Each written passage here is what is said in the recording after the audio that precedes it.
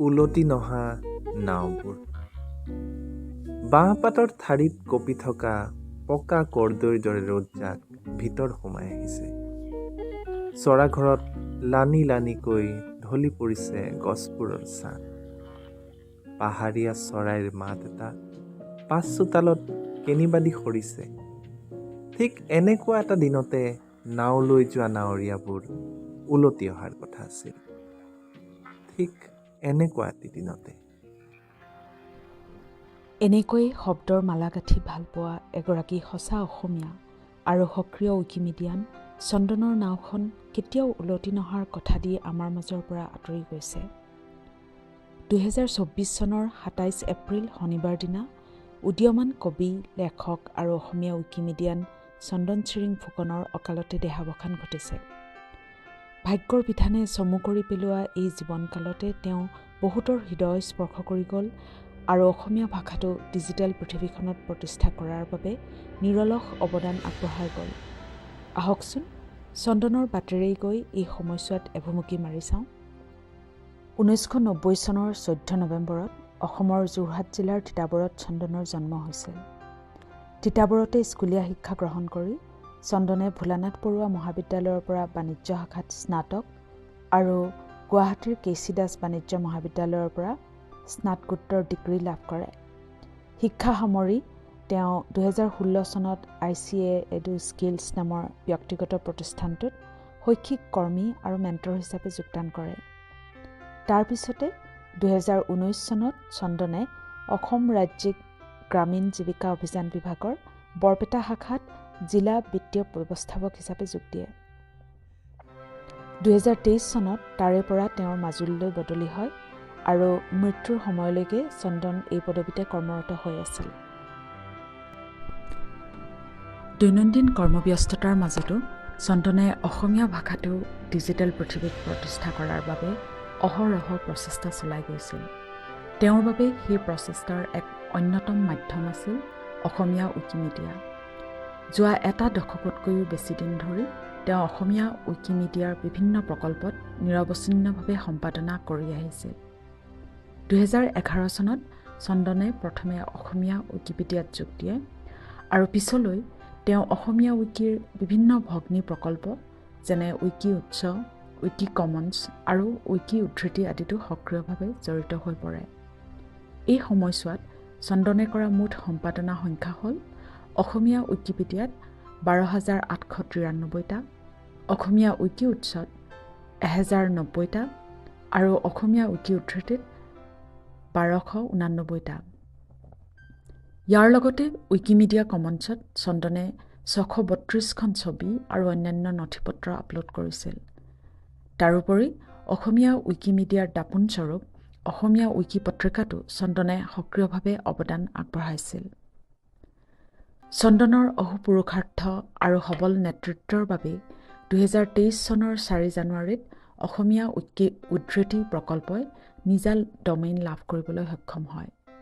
জন্মৰ পৰাই তেওঁ এই প্ৰকল্পৰ প্ৰশাসক ৰূপে কাৰ্যনিৰ্বাহ কৰি আছিল আৰু প্ৰকল্পটোত সক্ৰিয়তা বৃদ্ধিৰ বাবে চেষ্টা চলাই আহিছিল। অসমীয়া উইকিৰ সামগ্ৰিক বিকাশ আৰু প্ৰসাৰৰ বাবে অনুষ্ঠিত হোৱা বহুকেইখন উইকি সন্মিলনতো চন্দনে অংশ লৈছিল। 2014 চনত অসম অভিযান্ত্ৰিক মহাবিদ্যালয়ত অনুষ্ঠিত হোৱা উইকি চাহমেলৰ পৰা আৰম্ভ কৰি 2022 চনত প্ৰাগজ্যোতিষ মহাবিদ্যালয়ত অনুষ্ঠিত হোৱা অসমীয়া উইকিমিডিয়ান সন্মিলনলৈকে চন্দনে সক্ৰিয় অংশগ্ৰহণ কৰিছিল।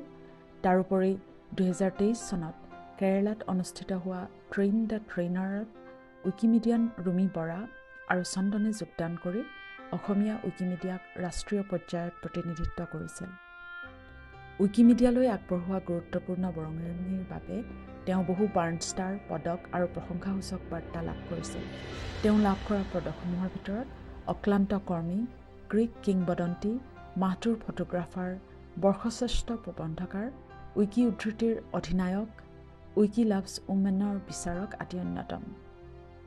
আজৰি পৰতো চন্দন ব্যস্ত হৈ থাকিছিল বহু সৃষ্টিশীল কামত। তেওঁ কিতাপ পঢ়ি, ফটো তুলি, প্ৰিয় কবিতা আবৃত্তি কৰি আৰু খাদ্যৰ জুতি লৈ ভাল পাইছিল। শৈশৱৰ পৰা চন্দন সাহিত্যৰ চৰ্চাৰ প্ৰতিও আগ্ৰহী হৈ পৰিছিল। তেওঁৰ কাব্যিক নাম আছিল নিয়ৰ পৰশ। সেই নামেৰে তেওঁ এটা ব্লগ আৰম্ভ কৰিছিল। ভাষাৰ পৰিমিতিবোধ, শব্দৰ যথোপযুক্ত চয়ন আৰু থলুৱা লোকসংস্কৃতিৰ প্ৰতিফলন চন্দনৰ লেখাসমূহৰ উল্লেখযোগ্য বৈশিষ্ট্য। তেওঁৰ ভালেসংখ্যক কবিতা আৰু লেখা বিভিন্ন কাকত আলোচনীতো প্ৰকাশ পাইছে। অসমীয়া ভাষাৰ অক্লান্ত উইকিযোদ্ধা চন্দন চিৰিং ফুকনক হেৰুৱাই অসমীয়া উইকিমিডিয়া সমাজ আজি শোকাবিভোৰ। এয়া কেৱল অসমীয়া উইকিমিডিয়া সমাজৰ বাবে নহয়, সমগ্ৰ অসমৰ বাবেই এক অপূৰণীয় ক্ষতি। কিন্তু চন্দনৰ স্মৃতি আমাৰ মাজত সদায়েই জীয়াই থাকিব। চন্দনৰ মাতৃভাষা প্ৰেম অনাগত বহু প্ৰজন্মৰ বাবে অনুপ্ৰেৰণা আৰু উদ্দীপনাৰ উৎস হৈ ৰ'ব। চন্দনে দেখুৱাই যোৱা এই বাটেৰেই আমি অসমীয়া উইকিমিডিয়াক আগবঢ়াই লৈ যাম আৰু অসমীয়া ভাষাক বিশ্বৰ দৰবাৰত প্ৰতিষ্ঠা কৰাৰ বাবে নিৰলস সাধনা কৰি যাম। সূৰ্যোজ্জ্বল উইকিপিডিয়াৰ বাটত আঙুলিৰ দলঙেৰে নামি আহে অযুত আখৰৰ সমদল, প্ৰতিটোকৰ অস্থিৰ মজ্জাগত বৰ্ণমালা। ধীৰে ধীৰে বাঢ়ে অসমীয়াৰ আয়ুস ৰেখা। এখন এখনকৈ খুলি দিওঁ বুঢ়ালুইতে নিজ হাতে টুকি ৰখা ইতিহাসৰ সাঁচিপতীয়া পৃষ্ঠাৰ দুৱাৰ।